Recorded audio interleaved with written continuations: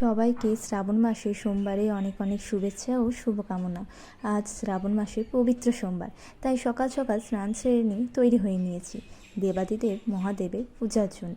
চলুন তাহলে আজকে মিনি ব্লগটা শুরু করা যাক।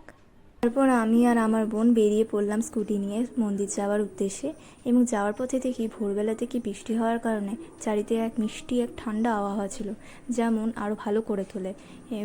মন্দিরে পৌঁছে দেখি প্রচুর ভিড়, বেশ বড় লাইন। তবে ভাগ্য ভালো, লাইনটা অতটাও দূরে ছিল না, বেশ কাছাকাছি লাইন পেয়ে গেলাম।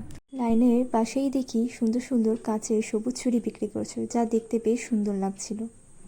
এই দূর দূরান্ত থেকে ভক্তরা বাঘ কাঁধে নিয়ে হর হর মহাদেব বলতে বলতে এসে তারা শিবের মাথায় জল ঢালতে আসে। চারিদিকে এক সুন্দর ভক্তিময় পরিবেশ করে তোলে। আমরা মন্দিরে প্রবেশ করলাম এবং দেবাদিদেব মহাদেবের দর্শনও পেলাম, এবং সব কিছু পুজো সম্পূর্ণ করে শিবের মাথায় জল ঢেলে বাইরে বেরিয়ে এসে এক আলাদাই অদ্ভুত শান্তির অনুভূতি হচ্ছিল।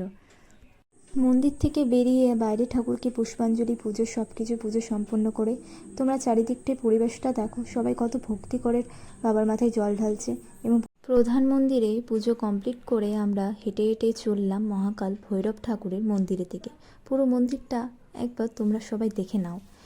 সেখানে গিয়েই আমরা ভক্তি করে বাবাকে পুজো করলাম এবং বাবার মাথায় জল ঢেলে পুজো সম্পূর্ণ করলাম। আজকের পুজোটা খুব সুন্দরভাবে সম্পূর্ণ হলো। এবার বাড়ির দিকে ফেরার পালা। আজকের এই মিনি ভ্লগটা আপনাদের কেমন লাগলো কমেন্টে অবশ্যই জানাবেন। সবাই ভালো থাকবেন। হর হর মহাদেব। আজকের জন্য টাটা।